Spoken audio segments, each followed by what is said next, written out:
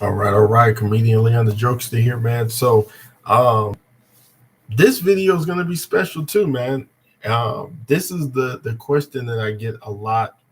For me, is am I ever scared? Because like my vision impairment, the older I get, the more sight I'll continue to lose. Right now, a lot of people already know my condition. I have retinitis pigmentosa, aka RP, completely blind in my right eye, but I can still see out of my left eye. And so a lot of people ask me like, how do you do what you do as a comedian uh, with the disability? Like your vision impaired. Like, and I tell people like, I still got my brain, I still got my heart. You know, what I'm saying? I still got the vision God gave me. And what we have to understand is like everything you do in life, you got to do it, even if you're scared, afraid, fearful. You just got to do it, man. Like, I'll be honest with you. Lord knows I don't like flying. I don't like being on no airplane. It's just something weird about like I don't do roller coasters, and the airplane is something like that. Because when it's about to take off, I'm like, why is it gotta go so fast? They're like, cause it's about to go into the air, and once it gets in the air, it starts to readjust itself, and then after that, it should be a smooth ride. But if for whatever reason, turbulence can play a role, and that's I think my biggest fear about flying is that I may experience turbulence, and so what you have to do is you have to think about something bigger than your fears. Where was I flying? I was flying to Texas, Austin, Texas, for the first time in my comedy career to headline to do a comedy show, and I had to think about the students, the principals, the counselors. I had to think about people that were waiting for me on the other side, and even though I was afraid to get on that airplane, I had to put my fears and my being scared to the side and say, man, I gotta get to those students, man. My focus is the students and impacting their lives. So I did something that I was afraid to do, but on the other side, it was a great outcome. It was a success. And I want to thank God because He gave me exactly what I was supposed to say, exactly what I was supposed to do.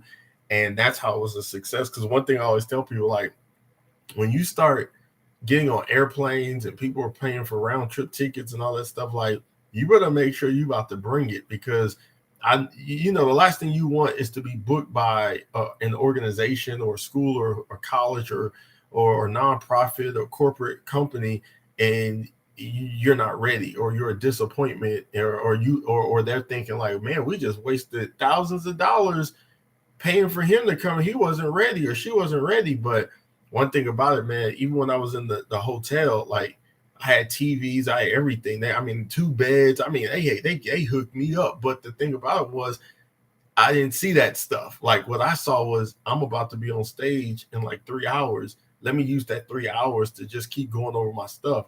And when I tell you I hit the stage and I was like, yo, this is the moment I flew all the way in, afraid to do.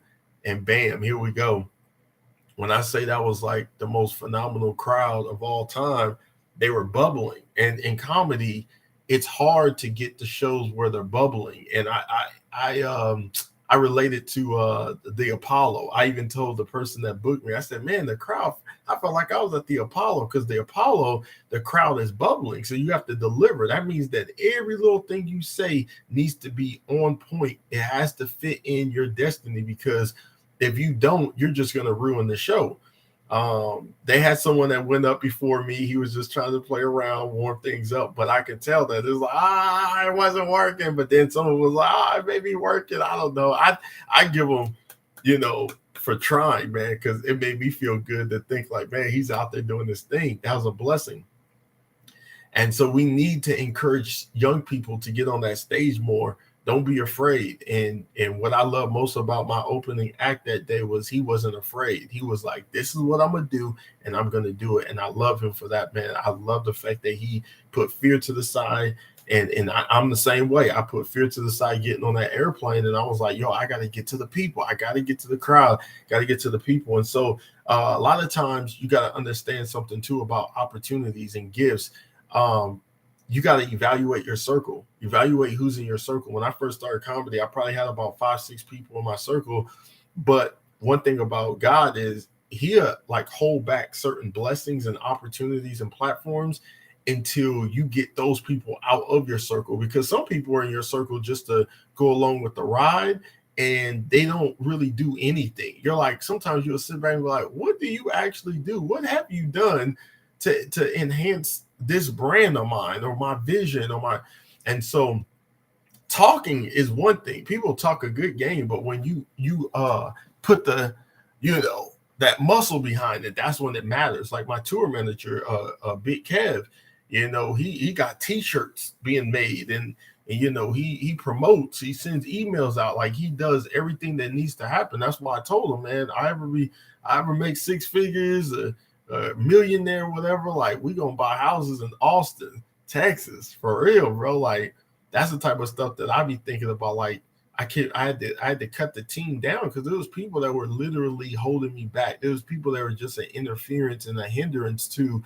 what I was doing. Even in my neighborhood, there was people that were just always talking down on me, or they were selfish, or they were narcissistic, all about me, myself, and and they had this grandiose thinking, Leon, whatever you did, we've done it better. And I got tired of that stuff. So I separate myself. I start cutting down the people. You know, now when people see me, they want to stop and think it's time to talk or whatever. But again, their selfishness pops up. It always manifests. Oh, it's all about me and my grandchild and my this and that. I don't give a care, because at the end of the day, like, it's not about us. It's about the people. Like, go reach the people. And so I had to evaluate some things, and God, he showed me once I moved those people out of my life that were negative and toxic, that's when the blessings happen. That's when the doors start opening. So I encourage you today, do it scared. Do it scared, because someone's waiting to hear your story.